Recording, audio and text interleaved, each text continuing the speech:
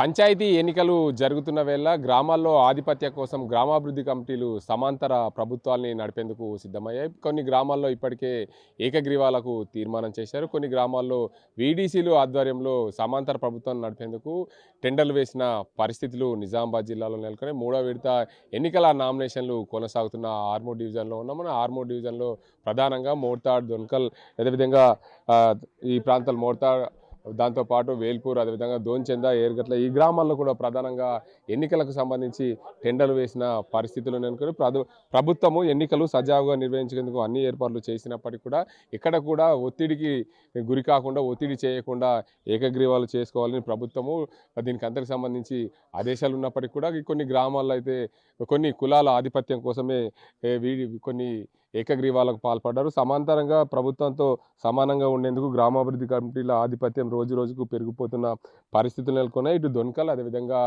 తిమ్మాపూర్ గ్రామాల్లో ఇప్పటికే ఏకగ్రీవాలు చేశారు. షెట్పల్లి, మరోవైపు వేల్పూర్ మండలం రామన్నపేట, అంక్సాపూర్ గ్రామాల్లో కూడా ఇదే పరిస్థితి కొనసాగుతుంది. ఇక్కడ మనం మోర్తాడ్ మండలం డొన్కల్ గ్రామంలో ఉన్నాం. ఈ గ్రామస్తులు అసలు ఈ గ్రామానికి సంబంధించిన 32,80,000కు సర్పంచ్ పదవిని కొన్ని ఆధిపత్య కులాలు టెండర్ వేశాయని చెప్పి గ్రామస్తులు అయితే ఆరోపణ చేస్తున్నారు. గ్రామస్తులకు సంబంధించి అందరూ కూడా జిల్లా కలెక్టర్కు సంబంధించి ఫిర్యాదు చేసేందుకు వెళ్తున్నారు. వీరు ఉన్నారు. చెప్పండి, ఏం జరుగుతుంది మీ గ్రామంలో? ఇప్పుడు న్యాయబద్ధమైన రీతిలో రాజ్యాంగ పరంగా ఎలక్షన్లు జరగటం లేదు.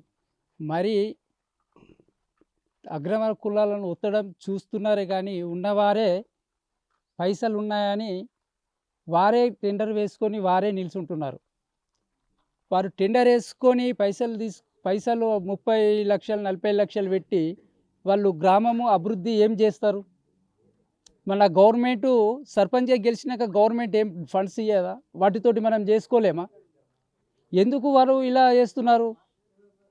వేరే వారు నిల్చున్నా కానీ వాళ్ళను బలవంతంగా తీసుకొచ్చి ఏదో భయపెట్టో ఏదో రీతిలో వాళ్ళను దిగజారుస్తూ వెనుకకు నెట్టేస్తున్నారు.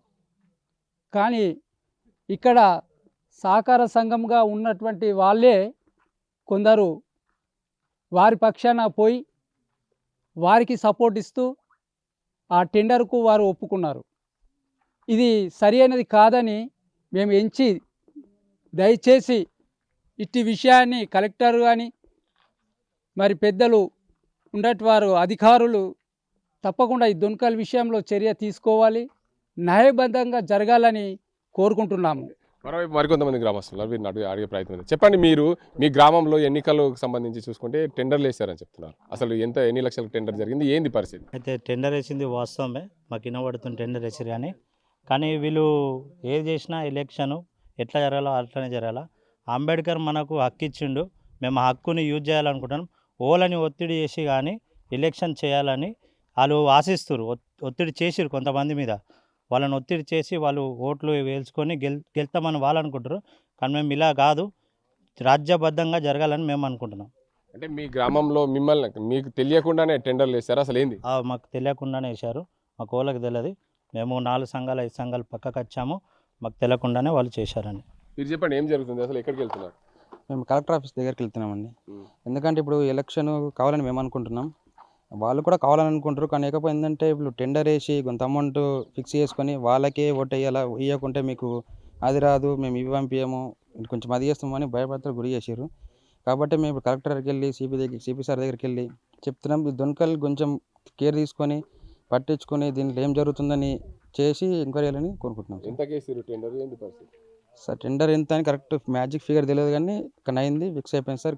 ఒక 9 కులాలు సపోర్ట్ చేసి చేసినాయి సార్. ఇలా మిగిలిన కులం ఏంటంటే ఎస్సీ మాల మాదిగా అంతే.